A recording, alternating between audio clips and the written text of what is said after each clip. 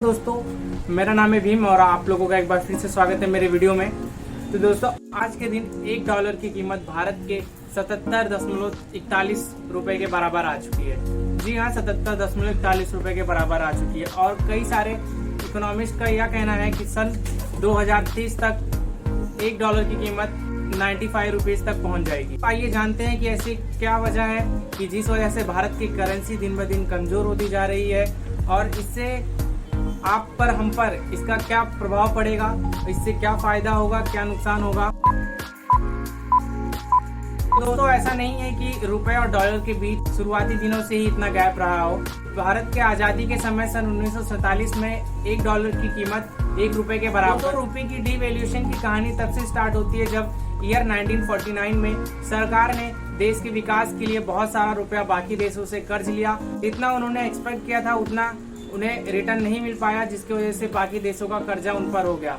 और इसी कर्जे को चुकाने के लिए पहली बार 1949 में रुपये की वैल्यू डिवैल्यूएट की गई और $1 बराबर था ₹4 के। इसके बाद 1970 से 1990 के बीच में भारत ने कई युद्ध लड़े, जैसे कि India Pakistan Indo China war. और इस सभी वॉर में देश की आर्थिक स्थिति बहुत ही कम हो चुकी थी। देश की इकोनॉमी बूम करने के लिए, विदेशी इन्वेस्टर को देश में लाने के लिए रुपए की वैल्यू एक बार फिर कम की गई और इस बार कम होकर डॉलर के मुकाबले ₹17 आ गई। इसी तरह के कई और रीजनों की वजह से भारतीय रुपए की वैल्यू डिवैल्यूएट होती गई, जिसमें से कभी 1973 में ऑयल क्राइसिस की वजह से, जिसमें कच्चे तेलों की भारी कमी पड़ गई थी और उस समय तेल की कीमत आसमान छू रही थी, तथा उसके बाद 1984 में इंदिरा गांधी जी की हत्या के बाद, और या फिर 1991 में आई मंदी हो।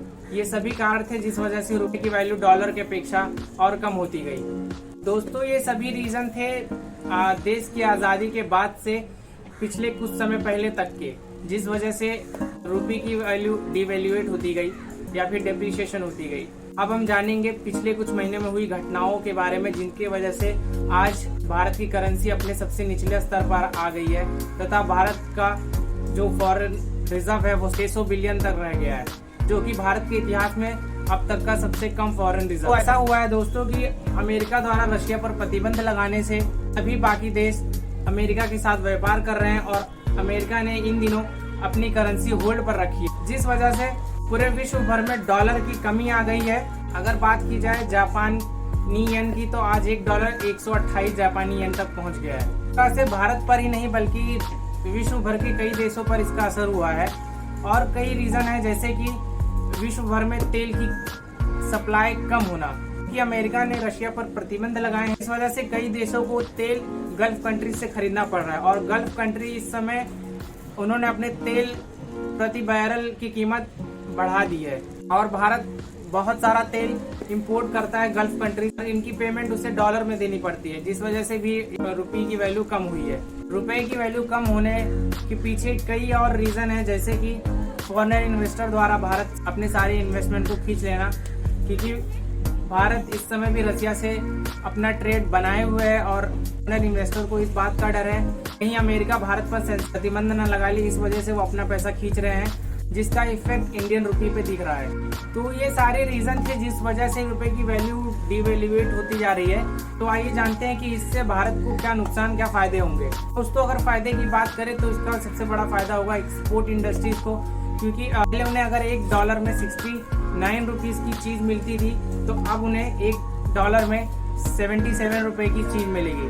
तो इससे उनका फायदा होगा और इंडिया का एक्सपोर्ट बढ़ेगा और एनआरआई द्वारा आने वाला पैसा भी बढ़ेगा। अगर वो पहले $1 इंडिया में अगर भेजते तो उन्हें 69 रुपीज यहाँ पे मिलते, पर अब वो अगर $1 भेजेंगे तो यहाँ पे 77 रुपए बनेंगे। तो इस तरह से एनआरआई को फायदा होगा और एक्सपोर्ट इंडस्ट्रीज को फायदा होगा।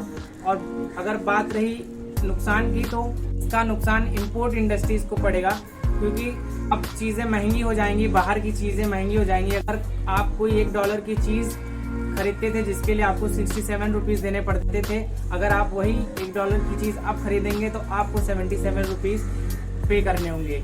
इसी तरह से आप इंपोर्ट में होने वाला जो खर्चा है वो इस समय बढ़ेगा। मिला के देखा जाए तो रुपये की वैल्यू कम होना भारत के लिए नुकसानदेह है। तो मैंने अपने शब्दों में आपको ये पूरी बात बताने की कोशिश की, इसके इम्पैक्ट और इंडिया को इससे क्या फायदा क्या नुकसान होगा। आई होप आपको वीडियो पसंद आया हो। अगर आपको वीडियो से कुछ इन्फॉर्मेशन मिली हो वीडियो को लाइक करें, और हाँ, अगर आप वीडियो पहली बार देख रहे हैं तो चैनल को जरूर सब्सक्राइब करें। मैं मिलता हूँ आपको अब नेक्स्ट वीडियो में। तब तक के लिए जय हिंद, जय भारत, वंदे मातरम।